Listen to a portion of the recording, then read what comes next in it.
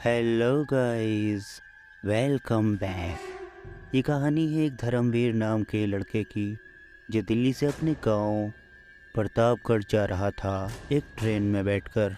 धर्मवीर बहुत ही ज़्यादा खुश था अपने गांव जाने के लिए, क्योंकि गांव में धर्मवीर की शादी होने वाली थी। रात का सफ़र था, ट्रेन में सभी लोग सो चुके थे, लेकिन खुशी के मारे धर्मवीर को नींद नहीं आ रही थी। वो बस यही सोच रहा था कि कितनी जल्दी मैं अपने गांव पहुंच जाऊं। रात के वक्त ट्रेन बहुत ही ज़्यादा फास्ट चल रही थी और इस बात की धर्मवीर को बहुत ही ज़्यादा खुशी थी। वो ट्रेन की खिड़की पर ही बैठा हुआ था और वो देखे जा रहा था कितनी तेज़ी से सभी स्टेशन पार होते चले जा रहे हैं। फिर अचानक ही रास्ते में एक घना जंगल सा आया और उसके बीच से होकर के ट्रेन गुजरने लगी। लेकिन फिर अचानक ही ट्रेन उसी जंगल के बीचों बीच में रुक गई। धर्मवीर ने देखा कि ट्रेन के आगे पीछे के डिब्बों से कुछ लोग बाहर निकल के आए। धर्मवीर भी ट्रेन से बाहर निकल गया और वो लोगों से पूछने लगा आखिर यहाँ पर ट्रेन क्यों रुकी है। लेकिन सब लोगों ने बताया कि हम भी यही पूछ रहे हैं कि आखिर यहाँ पर ट्रेन क्यों रुकी है। किसी को भी इस बात का पता नहीं था कि वहाँ पर ट्रेन क्यों रुकी थी। ट्रेन को रुके हुए लगभग 2 से 3 मिनट हो चुके थे। कुछ लोग ट्रेन के अंदर जाकर बैठ गए और कुछ लोग बाहर इधर उधर टहल रहे थे। धर्मवीर भी बाहर टहलने लगा। अचानक ही धर्मवीर की नज़र उस जंगल के एक पेड़ के ऊपर पड़ी। वहाँ कुछ उसे चमकती हुई चीज़ नज़र आ रही थी। वो चीज़ देखते ही धर्मवीर उसके पीछे चल दिया। उस पेड़ के पास जाकर धर्मवीर ने देखा तो वहाँ पर कुछ बड़ी सी प्लेट के जैसा पड़ा हुआ था, जो बहुत ही ज़ोरों से चमक रहा था। देखने में वो सोने का लग रहा था। अब धर्मवीर ने देखा कि सेम उसी तरह की एक और चीज़ कुछ आगे और पड़ी हुई है। धर्मवीर उस चीज़ को भी उठाने के लिए उसके पास पहुंच गया। इधर अचानक ही ट्रेन चल दी। ट्रेन को चलता हुआ देख धर्मवीर तुरंत ही ट्रेन की ओर दौड़ पड़ा। जैसे जैसे धर्मवीर ट्रेन के करीब आता रहा, वैसे वैसे ही ट्रेन स्पीड पकड़ती रही और धर्मवीर की आंखों के सामने से ही उसकी ट्रेन छूट गई। धर्मवीर काफ़ी दूर तक उस ट्रेन के पीछे दौड़ता रहा, लेकिन वो ट्रेन को नहीं पकड़ पाया। अब धर्मवीर ने देखा वो एक ऐसी जगह पर खड़ा था जहां दूर दूर तक ना तो बंदा था ना बंदे की जात, और आसपास घने पेड़ों को देखकर अब उसे बहुत ज़्यादा डर भी लग रहा था, क्योंकि पेड़ों के बीच में कोई जंगली जानवर भी हो सकता है। पेड़ काफ़ी ज़्यादा घने थे। अब धर्मवीर यही सोच रहा था कि आखिर उसे क्या करना चाहिए, यहाँ रुकना चाहिए या फिर यहाँ से चलना चाहिए। फिर अचानक ही धर्मवीर की नज़र एक आदमी पर पड़ी। वह आदमी वही चमकती हुई चीज़ उठा रहा था जो अभी तक धर्मवीर ने उठाई थी। धर्मवीर ने ट्रेन के चक्कर में वो चीज़ वहीं फेंक दी थी और वो ट्रेन को पकड़ने के लिए ट्रेन के पीछे दौड़ रहा था। लेकिन अब वो आदमी वो चमकती हुई दोनों चीज़ें उठा करके और जंगल की तरफ जाने लगा। धर्मवीर उस आदमी के पीछे पीछे आने लगा, ये पूछने के लिए कि यहाँ से जाने के लिए उसे रास्ता कहाँ से मिलेगा, कोई ऑटो टैक्सी वगैरह यहाँ से कुछ मिल सकती है या नहीं। अब धर्मवीर दौड़ते दौड़ते उस आदमी के बहुत करीब पहुँच गया और धर्मवीर ने आवाज़ लगा करके उसको रुकने को कहा। वो आदमी वहीं रुक गया। उस आदमी से आकर धर्मवीर ने पूछा कि मैं यहाँ पर फंस गया हूँ, क्या यहाँ से कोई टैक्सी या ऑटो मिल सकता है, या फिर यहाँ से सड़क कितनी दूर है। वो आदमी कुछ भी नहीं बोला और चुपचाप जंगल की तरफ चलने लगा। धर्मवीर उससे कहने लगा मैं तुमसे कुछ पूछ रहा हूँ, लेकिन अब भी उस आदमी ने कोई रेस्पॉन्स नहीं दिया, पर वो चुपचाप जंगल की तरफ चलता हुआ चला गया। अब धर्मवीर ने देखा जंगल के अंदर एक जगह छोटी सी आग जल रही है। धर्मवीर ने सोचा वहाँ पर कोई होगा।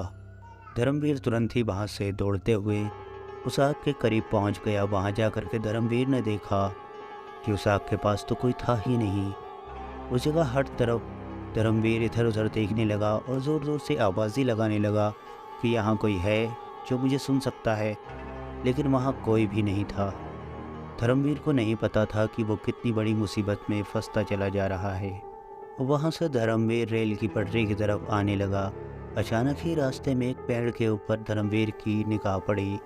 धर्मवीर ने देखा कि पेड़ की डाली पर कोई सफ़ेद कपड़े पहनकर बैठा हुआ है। उसे देखते ही धर्मवीर डर गया, क्योंकि ये कोई नॉर्मल इंसान नहीं लग रहा था। उसने तो अपने लंबे लंबे बाल आगे की तरफ गिरा रखे थे और उसका चेहरा बहुत ही ज़्यादा काला था। उसे देख करके धर्मवीर वहाँ से तुरंत ही अपना रास्ता बदलकर दूसरी तरफ जाने लगा। अचानक ही धर्मवीर को ऐसा लगा जैसे कि पीछे से कोई भागते हुए आ रहा है। धर्मवीर तुरंत ही पीछे देख करके पलट गया और ज़ोरों से चिल्लाया। धर्मवीर ने लेकिन पीछे देखा तो कोई भी नहीं था। अब धर्मवीर के दिल में डर बैठ चुका था। धर्मवीर कुछ भी करके वहाँ से निकलना चाहता था। अब धर्मवीर ने सोचा कि उसे दौड़ते हुए रेल की पटरी की तरफ जाना चाहिए। धर्मवीर ने एक लंबी दौड़ लगा दी, लेकिन अचानक ही रास्ते में वही आदमी आ गया जो इससे पहले धर्मवीर को नज़र आया था। उस आदमी को देखते ही धर्मवीर ने ज़ोर से उस आदमी को आवाज़ लगा दी और दौड़ते हुए उस आदमी के करीब पहुंच गया। वो आदमी अब भी धर्मवीर से कुछ भी नहीं बोला था और धर्मवीर उसके पास पहुंच कर कहने लगा, मैंने पेड़ के ऊपर किसी चुड़ैल को बैठे हुए देखा है, इस जगह से तुरंत हमें जाना होगा। अब वो आदमी जैसे ही धर्मवीर की तरफ पलटा तो धर्मवीर ने अब उसका चेहरा सही तरीके से देखा। उस आदमी की आंखें नहीं थीं, आंखों की जगह पर दो बड़े बड़े काले काले गड्ढे थे।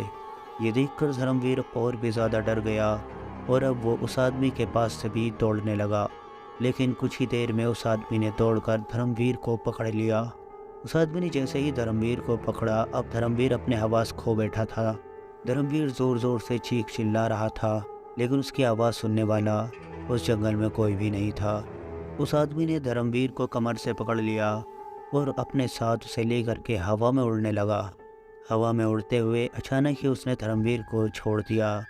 धर्मवीर आकर ज़मीन पर गिरा और उसको काफ़ी चोट लगी, जिसकी वजह से धर्मवीर बेहोश हो गया।